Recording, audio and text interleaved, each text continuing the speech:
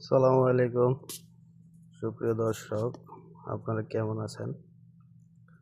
আহ, আজকে আসলে যে বিষয়টা কথা বলতে চাচ্ছিলাম, অনেক ব্যস্ত থাকি। জানেন তো প্রবাস জীবন আসলে কতটা কষ্টদায়ক। তারপরেও এর মাঝেই এন্টারটেনমেন্ট সব কিছুই করতে হয়। তো কাজের ফাঁকে কালকে এশিয়া কাপের খেলা দেখলাম। তো বাংলাদেশের খেলা দেখলাম শ্রীলঙ্কার সাথে। তো একটা জিনিস আমি লক্ষ্য করলাম যে হংকংয়ের সাথে ওদের জিততে ওদের মানে বুক যেটাকে বলে আর কি, যে মাটিতে লেগে যায়।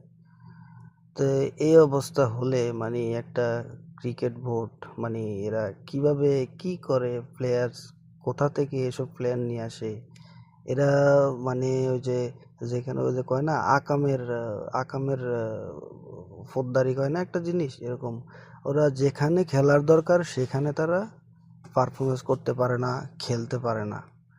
ওই যেখানে অপ্রয়োজন সেখানে সব কিছু উল্টায়া ফেলায়। তো এখন এসব নলামলা প্লেয়ার দিয়ে তো ভাই হবে না।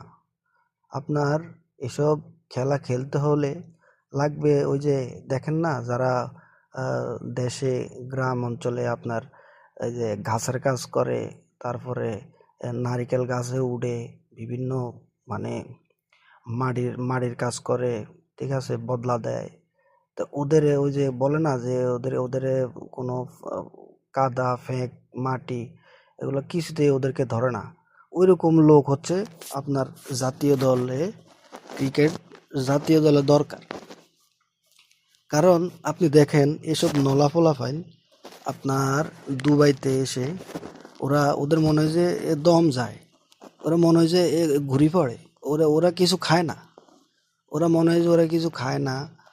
ওদের কোনো আপনার ফিটনেস নাই, কিছু নাই।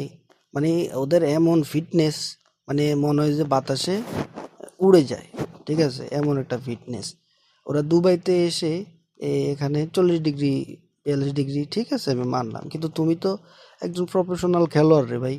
তুমি তো ওইভাবে তোমার ফিট রাখতে হবে, ঠিক না? কারণ তুমি দেশের রিপ্রেজেন্ট করতে আসছো।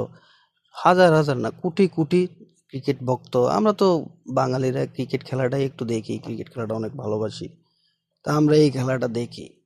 কিন্তু তোমরা মানুষের যে হতাশ করো এই যে এইভাবে আইসা, ঠিক আছে, এগুলা তো তোমাদের কোনো অজুহাত হতে পারে না। তোমরা বলো যে এটা ওয়েদারের সমস্যা, এই যে সে কেন শ্রীলঙ্কা খেলে না? শ্রীলঙ্কারা কি ওই দুবাইয়ের মতো এই আবহাওয়াতে থাকে নাকি?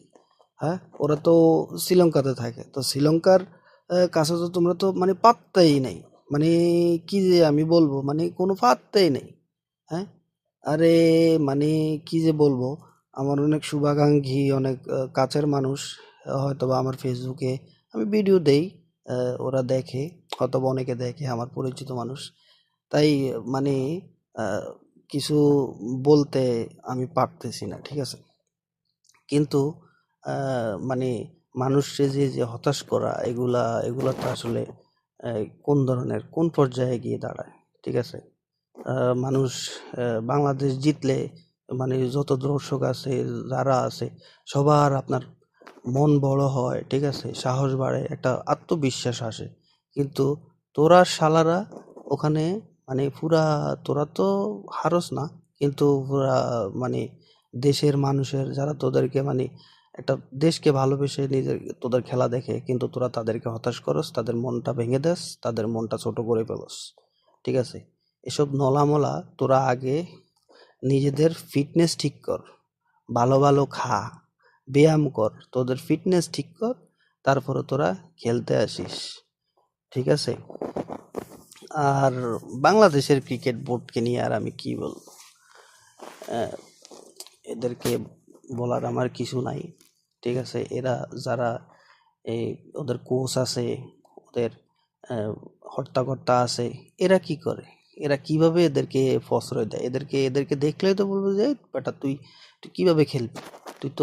তুই হাঁটতে তো তোর কষ্ট হয়, তোর ফিটনেস নেই, তোর কোনো ইয়ে নাই, তুই একটা 20 ওভারের খেলা 50 ওভারের খেলা তুই এখানে কিভাবে খেলবি? তুই কিভাবে খেলবি? একটা দলের ভিতরে 2-3 জন ব্যাটসম্যান দিয়ে কি খেলা হয়? হ্যাঁ? হয় না। তারপরে ওদের মানে অবস্থা খারাপ হয়ে যায়। আমি যেটা দেখলাম যে ওদের দম আসে আর যায়, এমন অবস্থা। কেন? আমরা অন্যান্য দেশের খেলোয়াড়দেরকে দেখি, যখন ওরা ব্যাটিং করতে যায়, ওরা টোঁয়া দেয় ৬-৪ বাউন্ডারি, কত সুন্দর। কোনো কোনো প্যারা নাই। ওরা ওদের খেলা খেলতেছে। তোদের এই অবস্থা কেন?